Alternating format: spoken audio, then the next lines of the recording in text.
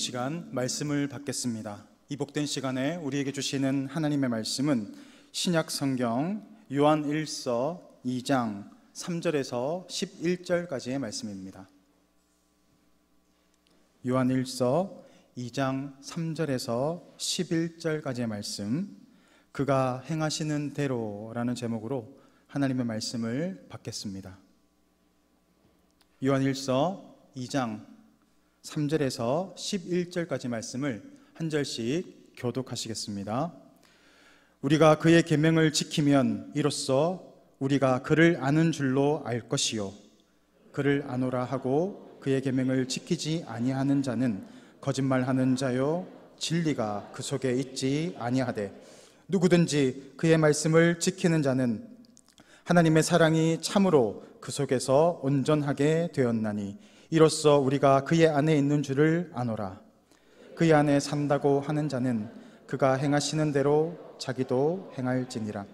사랑하는 자들아, 내가 새 계명을 너희에게 쓰는 것이 아니라 너희가 처음부터 가진 옛 계명이니 이 옛 계명은 너희가 들은 바 말씀이거니와 다시 내가 너희에게 새 계명을 쓰노니 그에게서와 너희에게도 참된 것이라. 이는 어두움 지나가고 참빛이 벌써 비침이니라. 빛 가운데 있다 하면서 그 형제를 미워하는 자는 지금까지 어둠에 있는 자요, 그의 형제들 사랑하는 자는 빛 가운데 거하여 자기 속에 거르낌이 없으나. 다 같이 읽습니다. 그의 형제를 미워하는 자는 어두움에 있고 또 어두움에 행하며 갈 곳을 알지 못하나니 이는 그 어둠이 그의 눈을 멀게 하였음이라. 아멘.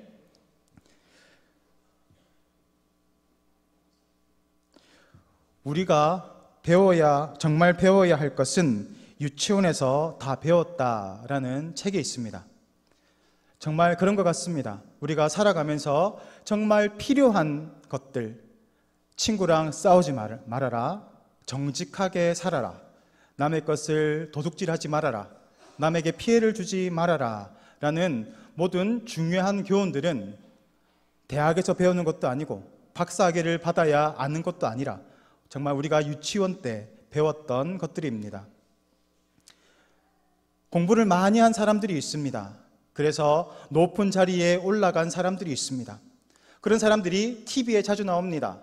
청문회 같은 걸 하면 장관 후보나 높은 차관 같은 높은 정부의 관료로 있을 때 청문회를 합니다.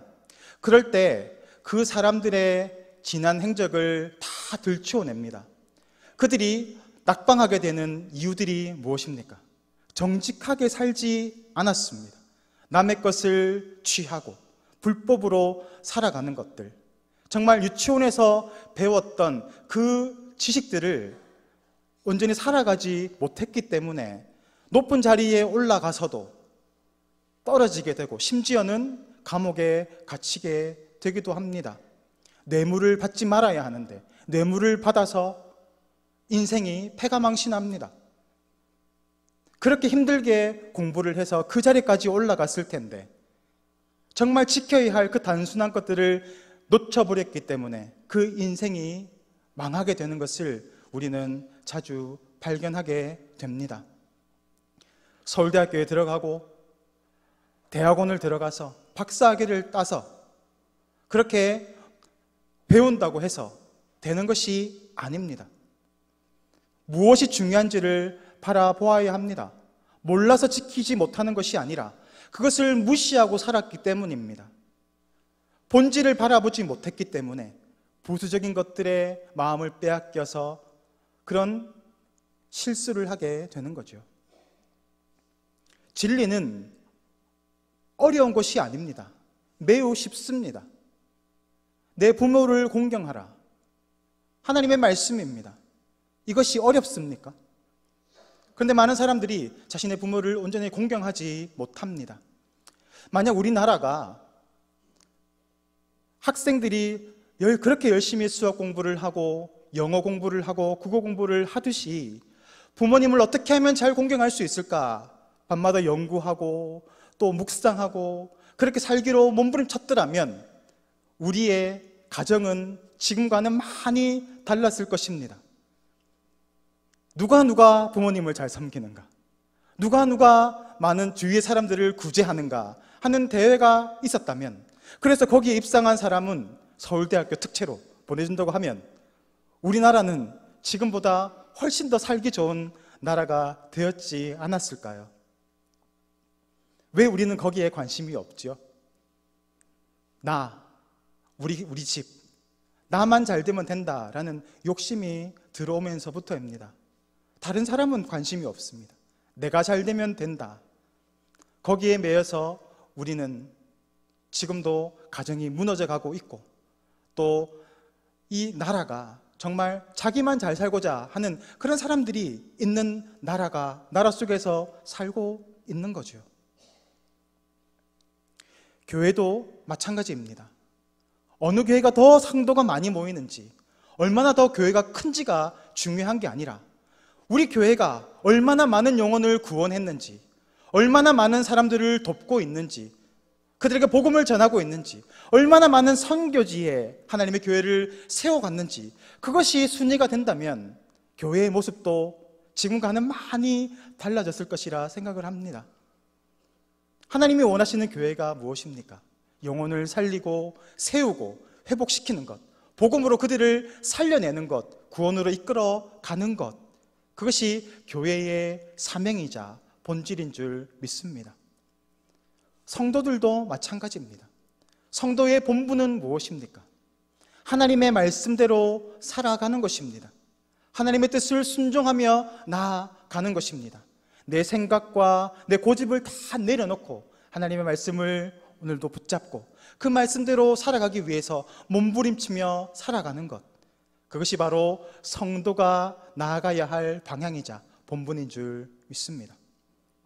그래서 우리는 다음 세대에 더 많은 관심을 가져야 합니다. 성경에 울며 씨를 뿌리러 나가는 자는 반드시 기쁨으로 그 곡식단을 가지고 돌아오리라 라는 말씀이 있습니다. 이 말씀의 배경은 이렇습니다. 가뭄이 듭니다. 먹을 게 없습니다. 지금 당장 굶어 죽게 생겼습니다. 그런데 저기 한켠에 있는 씨앗들이 있습니다. 그것은 종자씨입니다. 이 종자씨를 지금 배가 고파서 자녀들이 참 굶주리고 있는데 먹여야 하는데 이 씨를 뿌리러 나가야 하는 것입니다. 울면서 나가는 거죠. 미래를 생각하는 것입니다. 내가 씨를 뿌려야 그래도 소망이 있기 때문입니다. 그래서 농부는 울면서 그 종자씨를 뿌리는 것입니다. 지금은 울면서 뿌리지만 이후에는 어떻다고 이야기합니까? 기쁨으로 단을 거두리로다. 지금은 우리가 힘들고 아무것도 보이지 않는 상황 가운데 있지만 오늘도 복음의 씨앗을 뿌려서 다음 세대를 살리고 교회의 본분을 행하고 성도의 본분을 온전히 행하고 나아갈 때 우리의 삶에도 또 이 교회에도 이 지역 사회에도 조국 교회와 민족에도 열방에도 소망이 있는 줄 믿습니다. 우리의 소망이 어디에 있습니까? 그리스도 예수의 복음 안에 있습니다. 하나님께서 우리와 함께 하시면 그것이 우리의 소망입니다. 오늘도 우리는 그 소망을 붙잡고 믿음으로 살아가시는 성도님들 되시기를 축복합니다. 부흥이 있습니다. 부흥이 어떻게 일어납니까? 똑같은 해가 비칩니다. 그런데 그 빛을 돋보기라는 렌즈에 가두어서 종이에 대면 이 빛이 모아집니다. 그리고 그 빛을 통해서 종이가 탑니다. 똑같이 비치는 햇빛이지만 그 빛을 모아서 하나로 엮어낼 때 강력한 힘을 발휘합니다. 때로는 연기가 조금 나고 불이 조그맣게 붙을 수 있지만 그 불이 집을 태울 수도 있고 온 산을 태워버릴 수도 있습니다. 집중하는 것, 힘을 모으는 것은 강력한 힘을 발휘하기도 합니다. 그것이 우리 삶 가운데 일어난다면 우리 삶에도 변화가 일어나고 회복이 일어나게 될 것을 믿습니다. 부흥은 무엇입니까? 우리가 하나님을 향하여서 우리의 마음을 모으는 것입니다. 그 복음으로 하나 되는 것입니다. 교회사를 볼 때 수많은 대부흥의 운동이 있었습니다. 대부흥 운동의 시작점은 교회가 갑자기 일어나서 하나님의 말씀으로 나아가자 하는 그런 일들이 일어난 것이 아닙니다. 한 개인이 하나님의 말씀으로 돌이키고 그 말씀에 자신을 맞추어 살아가기로 작정하고 그렇게 헌신하고 나아갈 때 하나님은 그 한 사람을 통해서 부흥의 불길을 일으키셨습니다. 원산 대부흥 운동도 하디 선교사 이 한 분이 자신의 교만함을 깨닫고 회개하고 돌이켰을 때 하나님은 그 분을 통하여서 큰 부흥의 불씨를 일으켰습니다. 그리고 기도 모임이 생깁니다. 전도사님들이 밤마다 기도로 이 나라 이 민족을 불쌍히 여겨달라고 눈물로 기도했을 때 그 기도가 퍼지고 퍼져서 원산 대부흥의 운동이 일어나고 평양 대부흥의 운동으로 번져 나가게 됩니다. 부흥은 내가 하나님 앞에 온전히 나아갈 때, 헌신하고 나아갈 때 하나님이 역사하시는 것입니다. 지금 여러분 다 들으셨겠지만 미국의 에지버리 대학에서는 부흥의 역사가 일어나고 있습니다. 아직 그것에 대한 정확한 정체는 알려지지 않지만 알려진 소식에 의하면 그 부흥 운동을 준비했던 인물이 있었다라는 겁니다. 그 대학의 교수로 임명을 받았던 교수님이 있었습니다. 대학에 부임하기 위해서 준비하고 있을 때 그는 하나님의 음성을 듣습니다. 에지버리에 부흥을 준비하라라는 음성을 들었던 겁니다. 그는 교수직을 내려놓고 그날부터 이 부흥을 위해서 날마다 기도로 준비하며 전도하며 나아갔습니다. 지금 일어나고 있는 그 부흥의 불길은 한 사람의 헌신과 순종으로 인하였다고 볼 수 있습니다.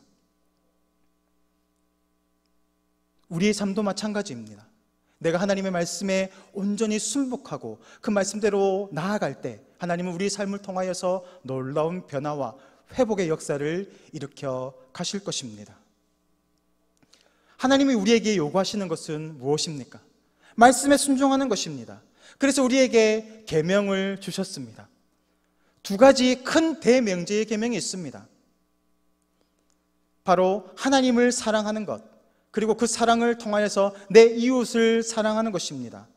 둘은 똑같이 사랑이라는 명제로 엮여져 있습니다. 그것이 바로 계명의 본질입니다. 하나님을 사랑하는 것, 그 사랑을 통해서 내 이웃을 사랑하는 것, 그것이 바로 계명입니다. 그것이 십계명입니다. 그것이 더 내려져서 율법으로 정해집니다. 율례는 그것을 지키지 않으면 너희가 징계를 당하게 될 것이다. 법도가 있습니다. 사회적으로 이렇게 지켜야 한다라는 법이 정해지는 것입니다. 이렇게 계명을 통해서 율례와 법도를 통해서 하나님은 이스라엘 백성들에게 하나님의 뜻을 전하였습니다.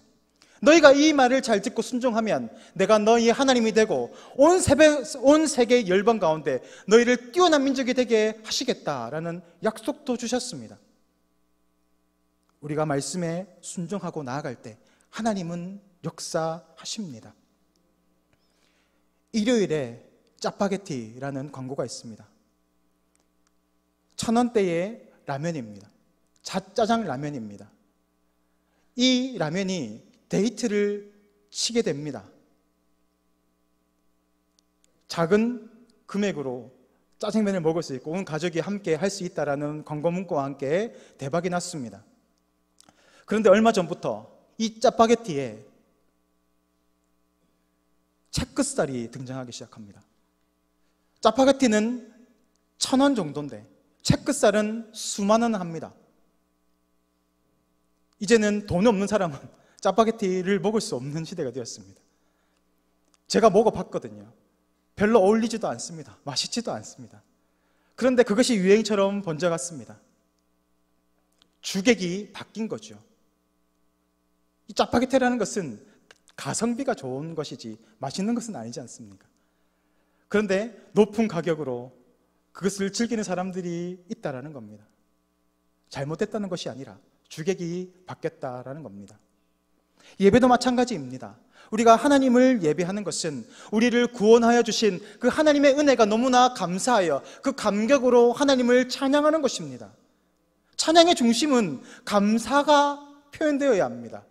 그런데 그 감사가 사라진다면 아름다운 찬양대와 찬양팀이 올려드리는 그 찬양이 무슨 의미가 있겠습니까? 좋은 마이크 시스템이, 좋은 프로그램이 하나님의 그 은혜를 대신한다면 그것은 주객이 전도된 것입니다. 예배는 하나님을 예배하는 것입니다. 구원의 감격을 노래하는 것입니다. 그것이 예배인 줄 믿습니다. 오늘 사도는 그것을 이야기하고 있습니다. 3절 말씀입니다. 우리가 그의 계명을 지키면 이로써 우리가 그를 아는 줄로 알 것이요 라고 합니다.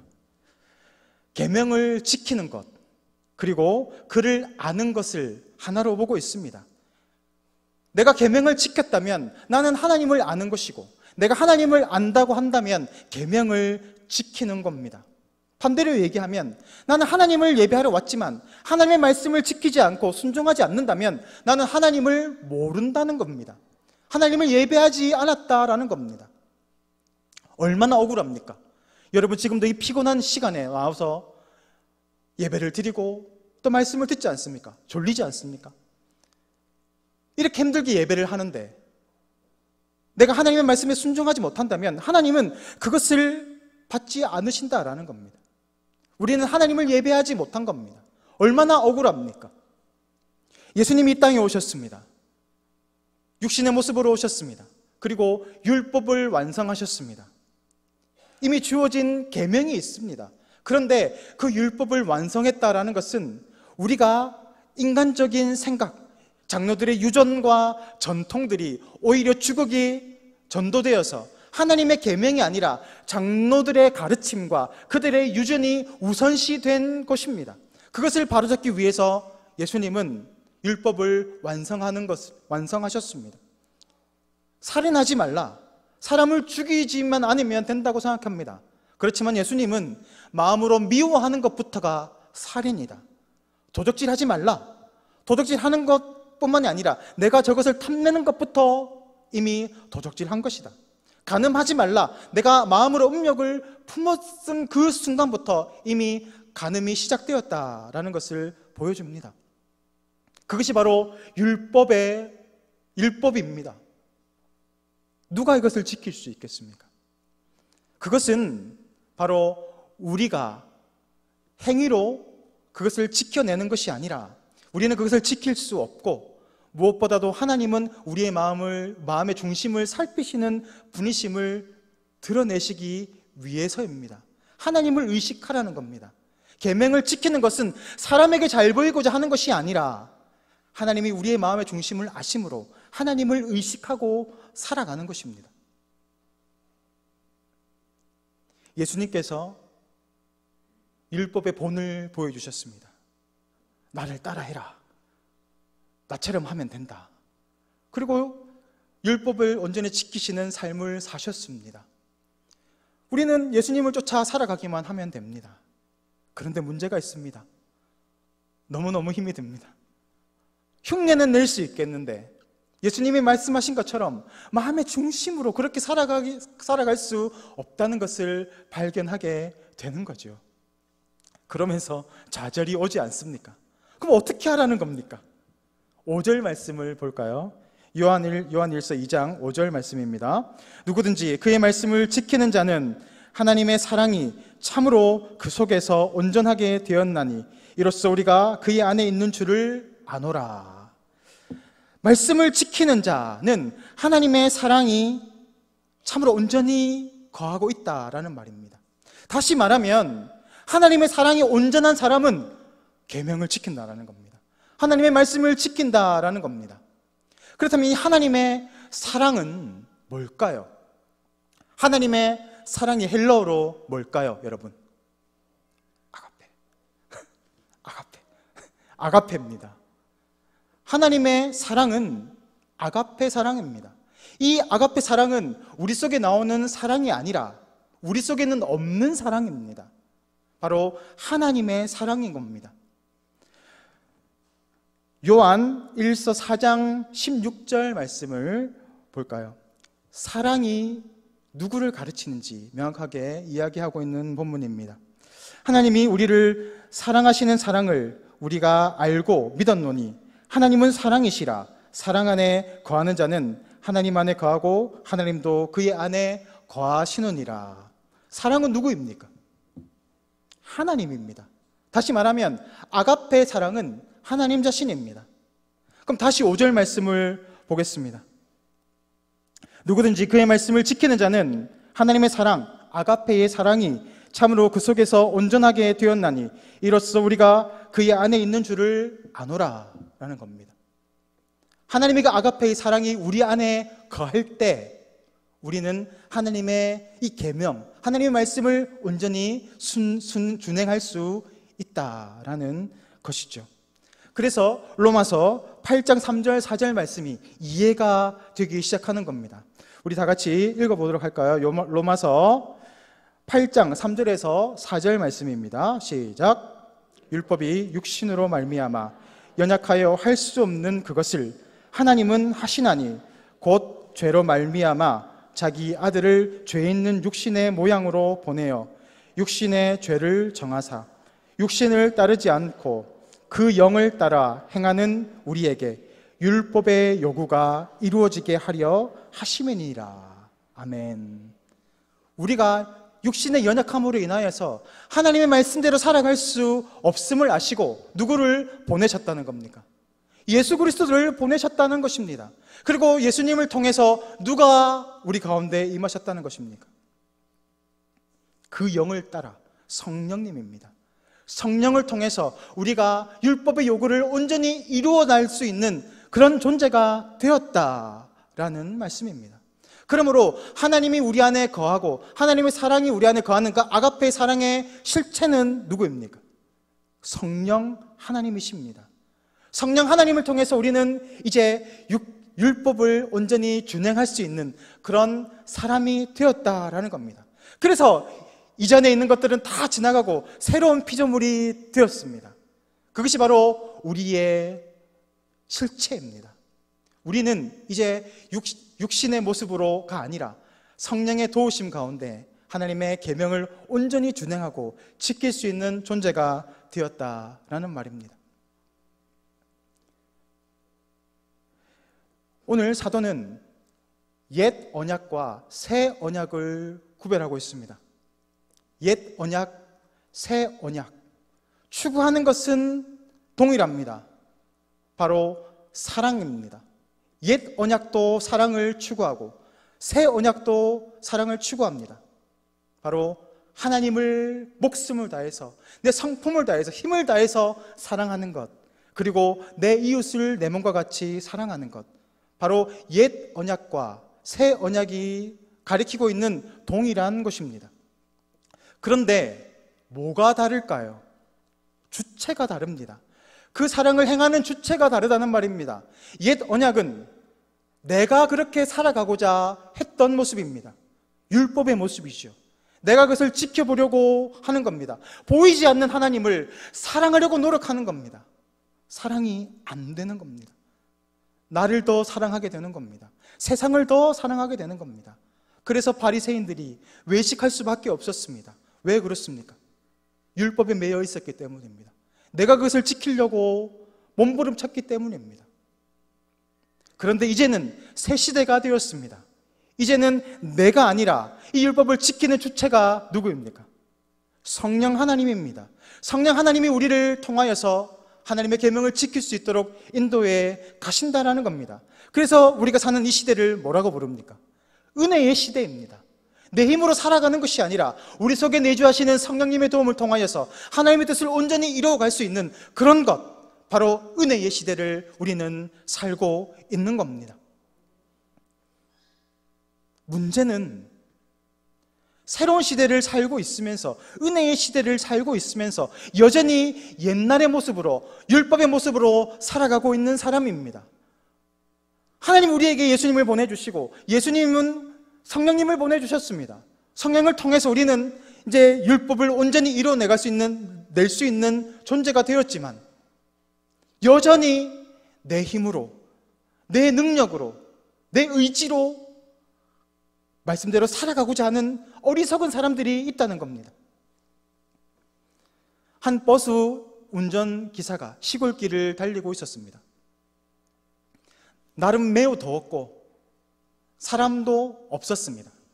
그런데 할머니 한 분이 저기 앞에서 무거운 짐을 이고 두 손은 큰 무거운 짐을 들면서 터덕터덕 걸어가고 있었습니다.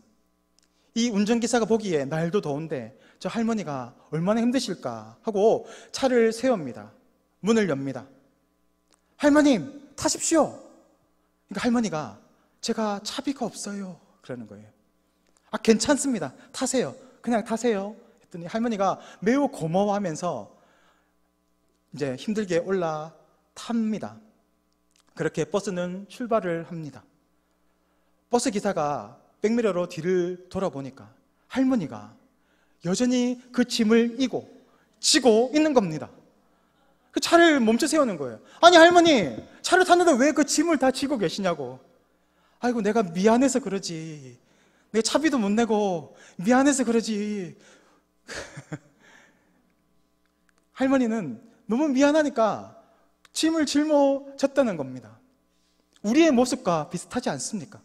우리는 은혜의 버스를 탔습니다. 구원의 방지에 올라탔습니다. 이제는 누리면 됩니다. 그렇게 살아가면 되는데 여전히 내 힘으로 살아가고자 하는 그런 어리석은 모습이 우리 가운데는 없습니까? 올라타기만 하면 됩니다. 내려놓고 맡기면 됩니다. 수고하고 무거운 짐진 자들아, 다 내게로 오라. 내가 너희를 쉬게 하리라. 너희를 자유케 하리라. 우리를 자유케 하셨는데 우리는 여전히 이 죄의 짐을 지고 삶의 무게에 힘겨워하면서 살아가고 있지는 않습니까? 주님, 우리를 고아와 가부같이 버려두지 않으시고 우리를 붙잡고 우리와 함께 하십니다. 우리를 도와주십니다. 두려워하지 마라. 염려하지 마라. 내가 너와 함께 한다. 내가 너를 도와주리라. 우리 그 음성에 순종하며 나가기를 원합니다. 오늘 사도는 말합니다. 빛 가운데 있을 때, 우리가 빛 가운데 거할 때 하나님의 뜻 안에서 순종하며 나아갈 수 있고 참 자유를 누리게 될 것이다. 그런데 빛을 가운데 은혜 안에 있지 못하면 여전히 율법 가운데에서 힘들게 살아갈 수밖에 없다라고 말입니다. 이 시간 우리가 이 말씀을 붙잡기를 원합니다. 여전히 내 힘으로 우리 앞에 있는 수많은 문제를 내 지식으로 누가 나를 도와주는 사람이 없는지 바라보며 사십니까? 여러분 마음속에 성령님이 함께 하십니다. 날마다 그 성령님을 붙잡고 주님 나를 불쌍히 여겨달라고, 주님 나를 도와달라고 주님께 외칠 때 주님께서 우리와 함께 하시고 감당할 수 있는 힘과 능력을 더하여 주실 줄 믿습니다. 우리 믿음으로 6절 말씀을 다 같이 읽었으면 좋겠습니다. 요한일서 2장 6절 말씀입니다. 시작. 그의 안에 산다고 하는 자는 그가 행하시는 대로 자기도 행할지니라. 날마다 성령님께서 행하시는 대로 우리도 순종함으로 나아가는 동부교회 성도님들 되시기를 주님의 이름으로 축복합니다. 이 시간 다 같이 기도하겠습니다. 우리를 버려두지 아니하시고 늘 우리 가운데 함께 하시며 우리를 인도하시는 주님의 은혜를 감사를 드립니다. 오늘도 이 말씀이 우리의 발의 등이 되고 우리의 길의 빛이 되어서 날마다 진리 안에 거하고 성령님의 도우심 안에 거함으로 하나님을 기쁘시게 하는 믿음의 동부교회 성도님들 될 수 있도록 은혜를 다하여 주옵소서. 예수 그리스도 이름으로 기도드립니다. 아멘.